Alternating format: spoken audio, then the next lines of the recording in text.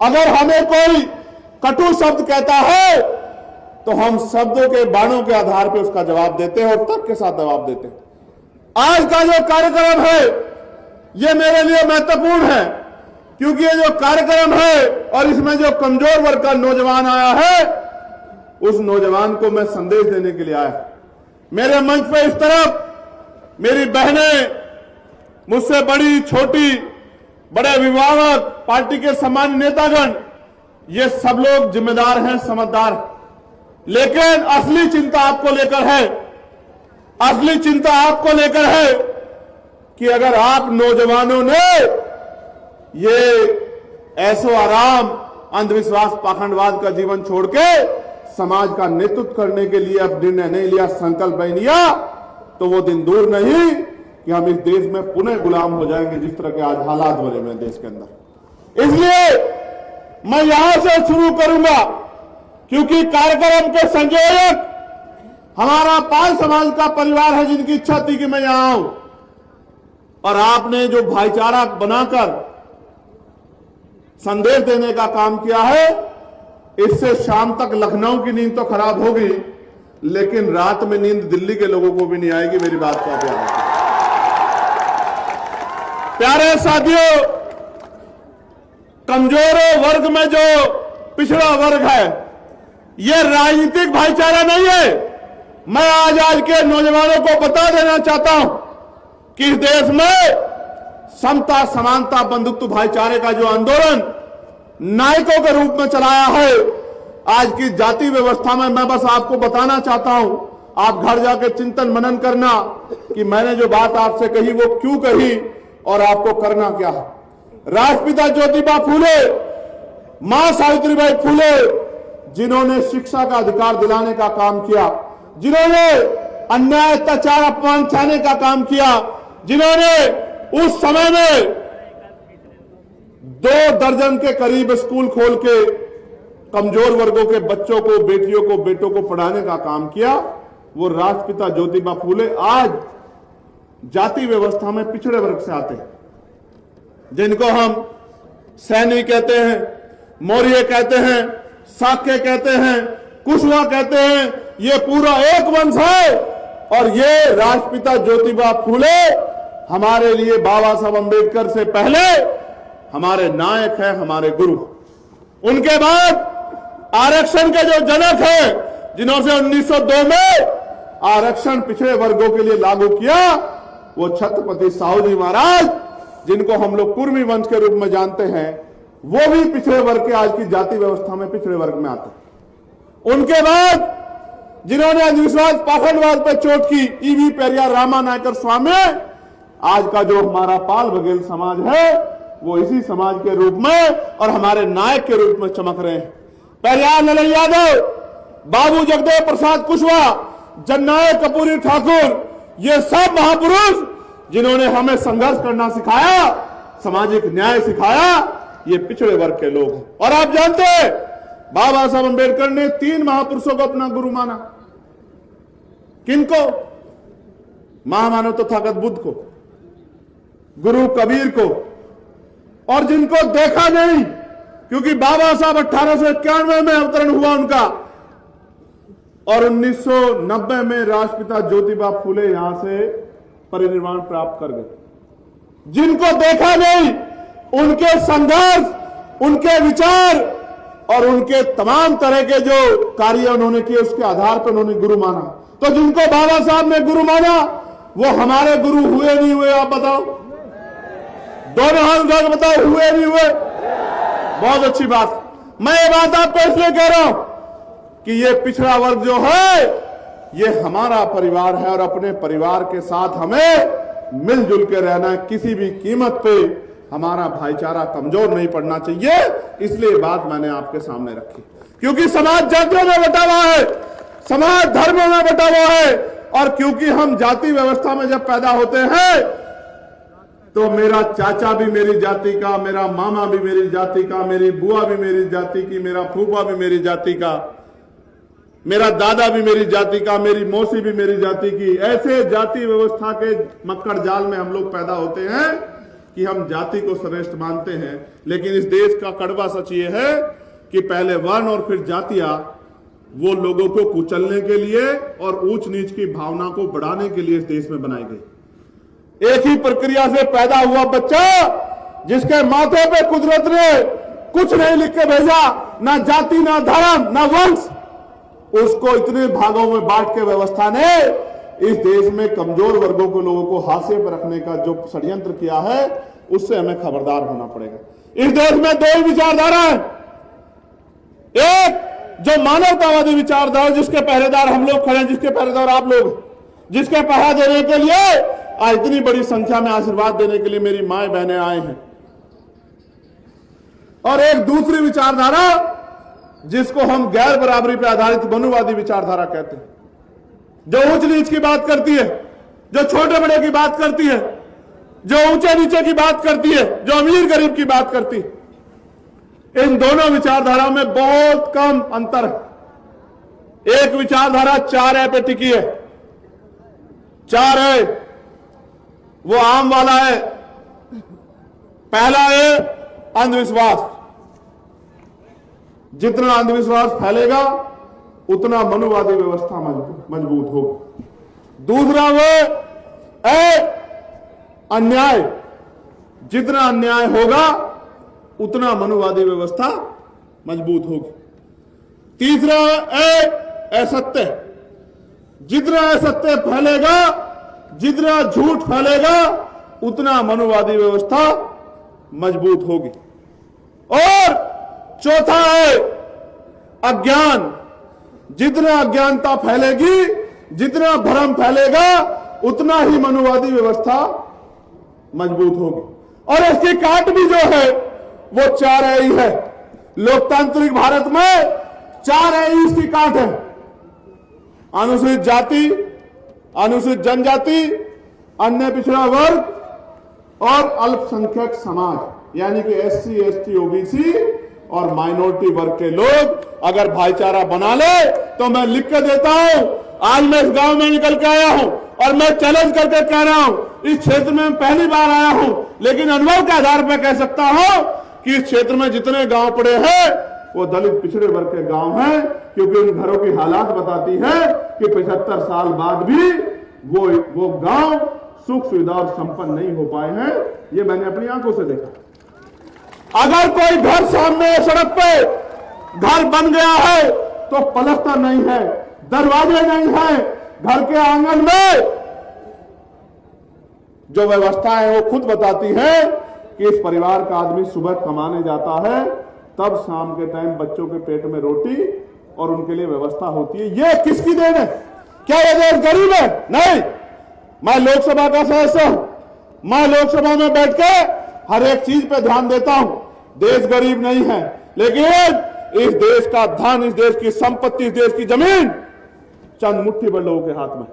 जब तक धन धरती राजपाट का बराबर बराबर बंटवारा नहीं होगा, तब तक इस देश में सामाजिक न्याय नहीं हो सकता है। मेरी बात को आप याद रखना। देश आजाद हुआ 15 अगस्त 1947 को, गौर करो। देश आजाद हुआ कब? जोर से बताओ, जोर से बताओ। आजादी की आवाज मजबूत आनी चाहिए। कब आजाद हुआ? अभी भी नहीं आई, बहुत कमजोर हो तुम लोग। Good good. देश आजाद हुआ 15 अगस्त 1947 को। संविधान तैयार हुआ 26 नवंबर 1949 को और संविधान लागू हुआ 26 जनवरी 1950 को। कब लागू हुआ? जोर से बताओ, कब लागू हुआ? असली आजादी कब आई? जब संविधान लागू हुआ और संविधान ने सुनिश्चित किया कि इस देश में कोई भी छोटा बड़ा नहीं, किसी को भी जाति के आधार पर, धर्म के आधार पर, स्थान के आधार पर भेदभाव का शिकार नहीं किया जा सकता है। अवसर की समता होगी, लोकतांत्रिक व्यवस्था होगी, वोट का अधिकार होगा और इस वोट के अधिकार के जरिए आप अपने बीच के व्यक्ति को ताकत में ला सकते हो। अब मैं दो चीजों पे आज मुझे आपसे बात करनी। अभी हमारे यहां SIR हो रहा है। SIR पे डिबेट हुई, पता नहीं आप सब लोगों ने सुनी, लेकिन अगली 5 मिनट में मैं आपको एहसास कराना चाहता हूं कि इस देश में कुछ भी मांगने से नहीं मिला, हर एक चीज के लिए हमें संघर्ष करना पड़ा, छीनना पड़ा। प्यारे भाइयों बहनों और मेरे बहुजन समाज के पहरेदारों, मैं आपको याद दिलाता हूं 1919 की। 1919 में से पहले इस देश में 3% लोग वोट देते थे। कितने परसेंट लोग? जोर से बोल के बताया करो, कितने परसेंट लोग? बहुत अच्छी बात। फिर मॉन्टेगो चेमफोर्ड सुधार समिति आई, सुधार हुआ और सुधार में तय हुआ कि वोट देने का अधिकार उनके पास होना चाहिए जो टैक्स देते हैं। क्या देते हैं? वोट देने का अधिकार उनके पास होना चाहिए जिनके पास बहुत सारी जमीन है, जो जमींदार। फिर और सुधार हुआ, बहुत सारे लोगों को और उनको भी ऐड करना चाहिए जिनके पास बिजनेस है, व्यापार है, बहुत सारी धन संपत्ति है।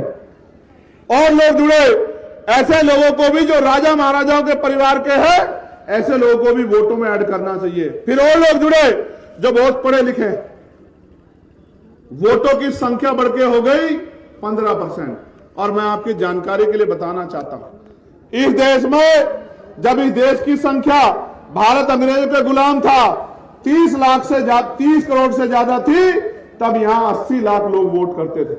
सुधार होने के बाद जब बाबा साहब अंबेडकर ने इस बात को देखा, उन्होंने इस बात पर आपत्ति दर्ज कराई और पहली बार बहिष्कृत हितकारिणी महासभा के जरिए अपना मेमोरेंडम दिया कि हमारे देश में लोकतंत्र नहीं है, हम गुलामों के गुलाम है, कमजोर वर्ग के लोग, इसलिए वोटिंग राइट सबको मिलना चाहिए। फिर गोलमेज कॉन्फ्रेंस हुई, राउंड टेबल कॉन्फ्रेंस, और बाबा साहब अंबेडकर ने तर्क के आधार पर अंग्रेजों के सामने इस बात को साबित किया कि जब तक अंतिम बालिग व्यक्ति को वोट का अधिकार नहीं मिलेगा, तब तक इस देश में लोकतंत्र फल फूल नहीं सकता है, तब तक लोकतंत्र स्थायी नहीं हो सकता है। मुट्ठी भर पैसे वाले लोग, मुट्ठी भर जमीन वाले लोग, मुट्ठी भर धन संपत्ति वाले लोग राज करेंगे और बाकी लोग उनके अंदर में काम करेंगे, तो कभी लोकतंत्र सफल नहीं हो पाएगा।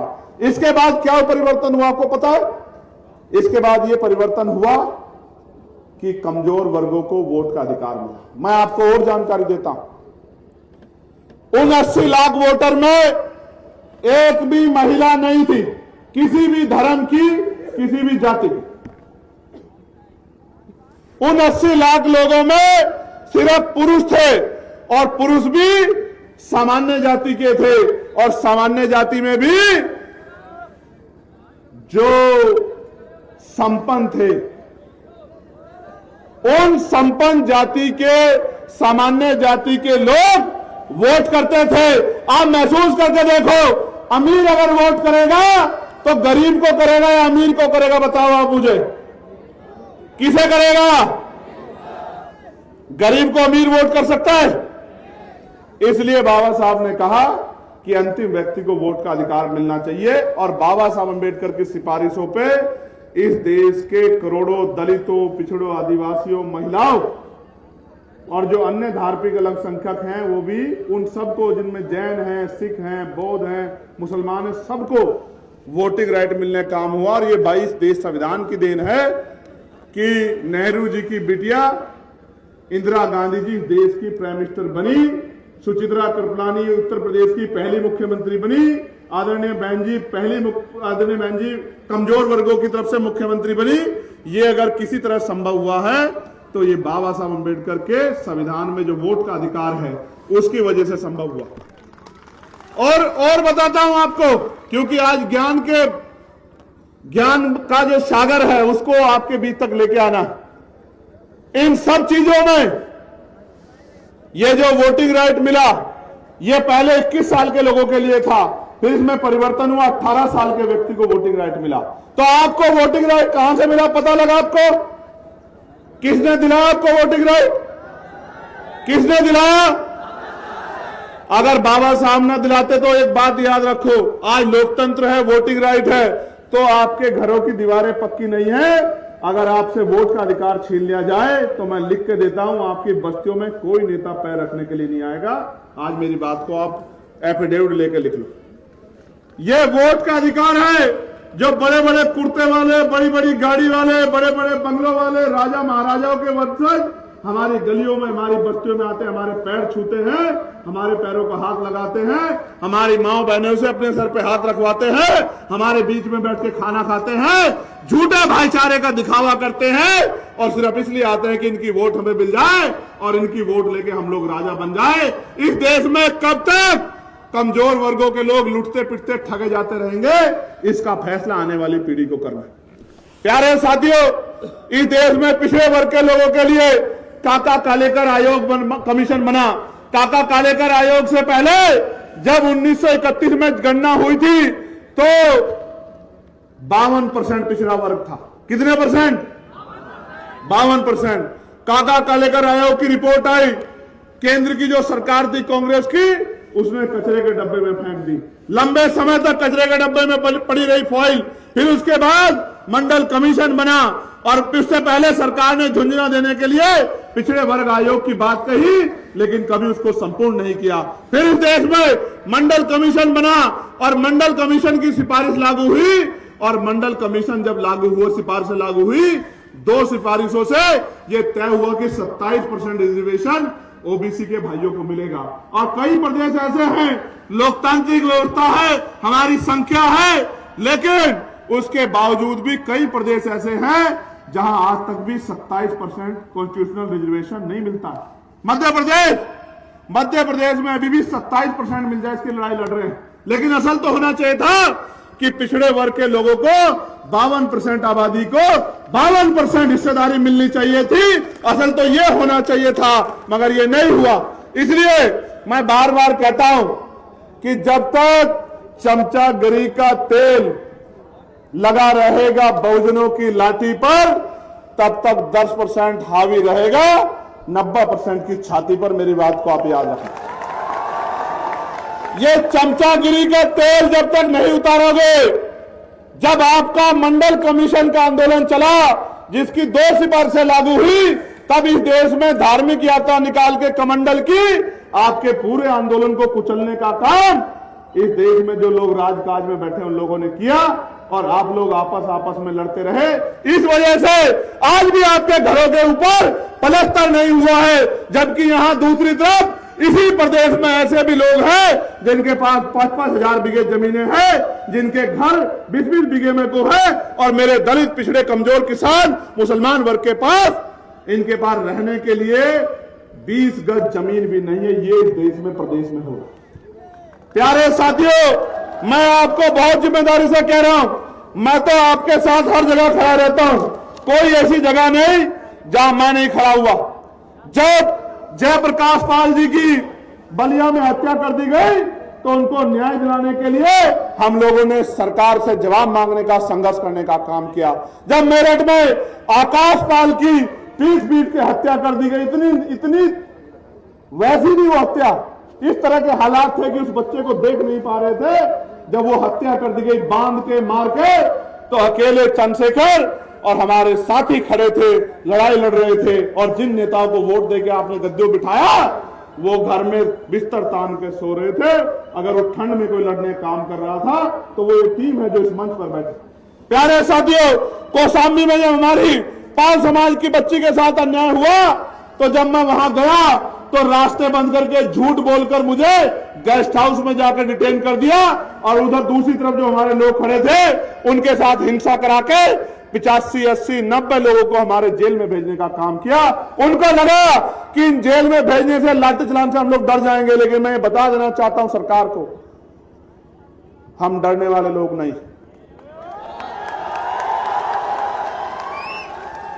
जीवन एक बार है, एक बार आदमी पैदा होता है, एक बार मरता है। ना 2 बार आदमी पैदा होता है, ना 2 बार मरता है। और मैं फिर कह रहा हूं, हमने तय कर लिया है कि मौत कल की आती आज आ जाए, हम अपने लोगों को अधिकारों के बिना रहने नहीं देंगे। मेरी बात को आप याद रखना। प्यारे साथियों, मुझसे एक मीडिया के साथी ने आके कहा कि चंद्रशेखर भाई, इतनी बड़ी रैली है, एक टीवी चैनल नहीं आया। मैंने उनसे कहा, टीवी चैनल वाले भाई, ज्यादातर लोग पैसा लेके काम करते हैं, क्योंकि उन्होंने बड़े बड़े ऑफिस बना रखे हैं, बड़े बड़े स्टाफ रख रखे हैं। हम लोगों के पास देने को पैसे नहीं है, इसलिए वो हमारी रैलियों कवर नहीं करने आते। तो मैं बहुजन मीडिया के एक एक साथी का बहुत बहुत धन्यवाद करूंगा जो वहां अपना काम छोड़ के आए हैं और हमारे आंदोलन को मजबूत करने का काम कर रहे हैं। और मैं ये जो हमारे सोशल मीडिया के बहादुर शेर बैठे हैं, इनको भी बहुत बहुत धन्यवाद करता हूं। कब तक छिपाओगे, कब तक दबाओगे, कब तक रास्ते में बाधा बनोगे? एक दिन आएगा कि इस बेड़ियों को काटकर भी हम अपने रास्ते पर निकल जाएंगे। मेरी बात को आप याद रखना। प्यारे साथियों, मुझे जब मैं आ रहा था एक सज्जन मिले, लगे चंद्रशेखर भाई आपने तो बहुत सारे रैली अनाउंस कर दिए, तो आपने मुहूर्त दिखाया नहीं दिखाया? मैंने उनसे कहा, पहले मैंने उनकी तरफ देखा, फिर मैंने उनको कहा कि आपके सुझाव के लिए मैं धन्यवाद देता हूं, लेकिन ना तो मैं मुहूर्त देख के पैदा हुआ हूं कि मुहूर्त शुभ है या अशुभ है, ना ही मैं मुहूर्त शुभ अशुभ देख के मरूंगा, और ना ही मैं मुहूर्त देख के कोई काम निश्चित करता हूं। मैं तो मानता हूं हमारे लिए सबसे शुभ मुहूर्त वो है जिस दिन हम वोट डालने जाते हैं और हम अपने फैसले को निर्धारण करने के लिए जाते हैं कि हम किसको ताकत देने जा रहे हैं। मैं आपको भी कह रहा हूं, एक सवाल यहां आया था कि चंद्रशेखर भाई लोग तो बहुत आते हैं लेकिन वोट नहीं मिलता। मैं आपसे पूछना चाहता हूं, क्या हमारे काम में कोई कमी है? नहीं, दोनों हाथ उठा के बताओ। क्या अभी भी हमें कोई परीक्षा देनी बाकी है? अगर ताकत बनेगी तो क्या बदलाव होगा पता है आपको? मैं बताता हूं क्या बदलाव होगा। ताकत बनेगी तो 69,000 शिक्षक भर्ती में जो घोटाला हुआ है वो घोटाला किसी भी कीमत पे नहीं होगा। मेरी बात को आप याद रखें। ताकत बनेगी तो जो लेखपाल भर्ती में 700 से ज्यादा सीटों का घोटाला करने का काम सरकार ने किया है, वो घोटाला करने की हिम्मत सरकार नहीं जुटा पाएगी। ताकत बनेगी तो पढ़ा लिखा नौजवान बेरोजगार नहीं घूमेगा। ताकत बनेगी तो महिलाओं को घर पे रोजगार मिलेगा। ताकत बनेगी तो बहनों के लिए अच्छे कॉलेज, अच्छे डिग्री कॉलेज, अच्छे स्कूल बनेंगे। ताकत बनेगी तो अच्छे हॉस्पिटल बनेंगे। ताकत बनेगी तो अच्छे स्पोर्ट कॉलेज बनेंगे। ताकत बनेगी तो उद्योग धंधे लगेंगे। ताकत बनेगी तो लोन मिलेगा। ताकत बनेगी तो बैकलॉग भरा जाएगा। ताकत मिलेगी तो निजी क्षेत्रों में आरक्षण की व्यवस्था लागू कराने का काम करेंगे हम लोग। मेरी बात को आप याद रखना। फिर कह रहा हूं, कान खोल के सुन लो, निजी क्षेत्रों में 98%, प्राइवेट सेक्टर में आरक्षण व्यवस्था लागू कराने का हम लोग काम करेंगे। मेरी बात को याद कर रखना। और उसके बाद आप देखना क्या होगा। पाल, प्रजापति, कश्यप, मौर्य, सैन, कुशवाहा, बिंद, राजभर, केवट, मल्ला, विश्वकर्मा, यादव, जाटव, जाट, गुर्जर, तमाम लोधी, तमाम जो पिछड़े वर्ग की जातियां हैं, नुनिया, चौहान, राजभर, तमाम पिछड़े वर्ग के जो बच्चे हमारे, उन सबको नौकरी रोजगार करने का मौका मिलेगा। जब उनके जेब में पैसे आएंगे तभी वो अपनी माओ के आंसू पूछ पाएंगे। वरना इस देश में कब तक भूखे प्यासे रहकर आप लोग अन्याय अत्याचार सहते रहोगे? प्यारे भाइयों, आपने भाईचारा सम्मेलन रखा है। भाईचारा सम्मेलन तो सफल बना दिया है। भाईचारा बनाओगे नहीं बनाओगे? बताओ, जोर से बताओ, बनाओगे नहीं बनाओगे? भाईचारा बनेगा तो क्या होगा पता है? भाईचारा बनेगा तो राज आएगा, और राज आएगा तो स्वाभिमान सम्मान का जीवन लेके आएगा। मेरी बात को आप याद रखना। मैं तो एक गरीब परिवार में जन्मा। मेरी मां दूसरों के खेत से घास लेके आती थी। मैं स्कूल से आता था, उस घास की गठरी को पकड़ के लेके आता था कि अपनी मां का बोझ थोड़ा सा कम कर सकूं। और मेरी मां इसलिए घास लेके आती थी कि दूध बेच के वो कुछ पैसे जुटा सके और हमारी जरूरतें पूरी कर सके। आज भी हमारी माएं बहनें बहुत बड़े पैमाने पे खेत ना होते भी खेतों में जाके घास लाके दूध बेच के अपने घर को चलाने का काम करती। मैं ऐसी मातृशक्ति को जय भीम करता हूं। मैं उस मातृशक्ति की हिम्मत को दाद देता हूं। लेकिन मैं अपनी माँ बहनों से कहना चाहता हूं, वो दिन दूर नहीं कि किसी के खेत में मेरी माँ बहनों को जाने की जरूरत नहीं पड़ेगी। राजकाज आएगा तो इस सारी सरकारी जमीन का बंटवारा करके गरीबों में बांटने का काम करेंगे हम लोग, याद रखें। मैं फिर कह रहा हूं, भले ही आपके पास नहीं आता हूं, भले ही आपके घरों तक नहीं पहुंचता हूं, भले ही आपसे हाथ नहीं मिला पाता हूं, लेकिन वचन देके कहता हूं, अगर आंदोलन आगे बढ़ता रहा और आपने सहयोग आशीर्वाद वोट के रूप में दिया तो वो दिन दूर नहीं कि हर घर में चंद्रशेखर काम के रूप में आएगा, आजाद समाज पार्टी काम के रूप में आएगी। जब आपके बच्चे को रोजगार मिलेगा, जब आपके घरों में सुख सुविधाएं आएंगी और जब आंसू आएंगे तो वो खुशी के होंगे इस बात के कि इस बार हमारी ताकत बन गई, हमारी ताकत सफल होगी। इस ताकत को रोकने के लिए बहुत सारे लोग लगे हुए हैं, इस ताकत को रोकने के लिए, और वो ताकत मेरी नहीं रोकना चाहते, वो किसकी ताकत रोकना चाहते हैं? वो आपकी ताकत रोकना चाहते हैं, वो आपको कमजोर करना चाहते हैं। वो ये जानते हैं कि अगर इनकी ताकत बढ़ेगी तो उनके यहां मजदूरी कौन करेगा। मेरी बात को आप याद रखना, उनके बर्तन कौन बनाएगा, उनकी चटाई कौन बनाएगा, उनके खेतों में काम कौन करेगा, तमाम तरह के जो उनके अपमान का जो काम करना पड़ता है वो कौन करेगा, उनके सफाई का काम कौन करेगा, सीवर में कौन उतरेगा, मैला कौन उठाएगा। इसलिए कह रहा हूं, नौजवानों को कह रहा हूं, खूब पढ़ो, ज्ञान में किससे पीछे मत रहो, एक रोटी कम खाओ जो गाडगे जी महाराज कहते थे, लेकिन पढ़ो और पढ़ाओ, ज्ञान हासिल करो, शिक्षा हासिल करके रोजगार की तरफ को बढ़ो, अंधविश्वास पाखंडवाद को जोड़ो, भाईचारा बनाओ और संवैधानिक रूप से संघर्ष करके ऊंचे ऊंची कुर्सियों पे पहुंचो और उन कुर्सियों पे पहुंच के अपने गरीब कमजोर लोगों का हाथ पकड़ने का काम करो, उनके आंसू पूछने का काम करो। मैं और आप एक हैं, मैं भी उसी परिवार से निकल के आया हूं जिन परिवारों से आप निकल के आए। मैं आपके प्यार को जानता हूं, मैं आपके संघर्ष को जानता हूं। मेरी एक आवाज पर चाहे दिल्ली हो या लखनऊ या मुजफ्फरनगर, आप दौड़े दौड़े चले जाते हो, लेकिन मेरे भाइयों दौड़े दौड़े जाने से काम नहीं चलेगा। जब तक आप अपनी बस्तियों में गांव गांव जाके बूथ कमेटी नहीं बनाओगे, सेक्टर कमेटी नहीं बनाओगे, भाईचारा कमेटी नहीं बनाओगे, जब तक अपने क्षेत्रों में एकजुट पे समाज को एकजुट नहीं करोगे, तब तक आप सफल होने वाले नहीं। तो मेरे पास आगे पीछे नहीं आने की जरूरत नहीं, अपने क्षेत्रों को मजबूत करने की जरूरत है। बूथ जीतेंगे तो विधानसभा जीतेंगे, विधानसभा जीतेंगे तो राजकाज बनेगा, और राजकाज बनेगा तो आपके अधूरे सपने पूरे होंगे, आपकी जेब में पैसा आएगा। और जिस दिन आपकी जेब में पैसा आएगा, फिर मैं कहता हूं, जितनी मोटरसाइकिलें मैंने यहां से वहां तक देखी, मैंने कहा था सौरभ से गाड़ी में बैठ के कि ये जो मोटरसाइकिल पे आया है ना, ये मेरा वो भाई है जिसको आंधी तूफान भी मुझसे दूर नहीं कर सकता। मैं इसकी ताकत को जानता हूं, जिसको ना सर्दी की फिक्र है, जिसको ना गर्मी की फिक्र है, जिसको बरसात की फिक्र है, ना आंधी तूफान की फिक्र है। मगर मैं फिर कहता हूं, आप तो मेरे लिए इतना करते हो, अब मेरा नंबर है कि हम सब लोग भी आपके लिए कुछ करें। लेकिन तब काम तब आगे बढ़ेगा अगर अकेला इंजन जोर लगाता रहेगा तो स्पीड नहीं बनेगी।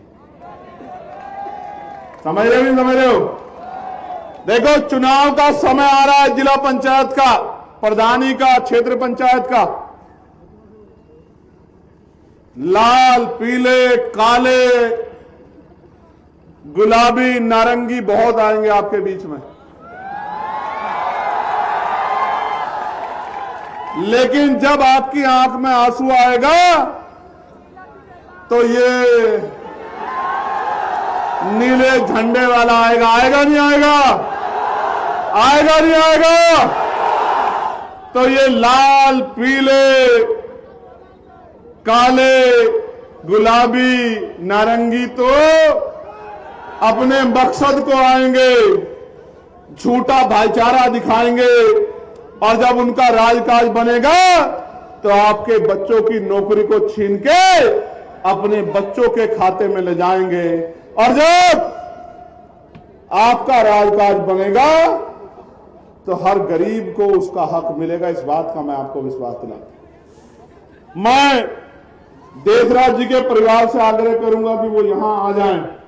एक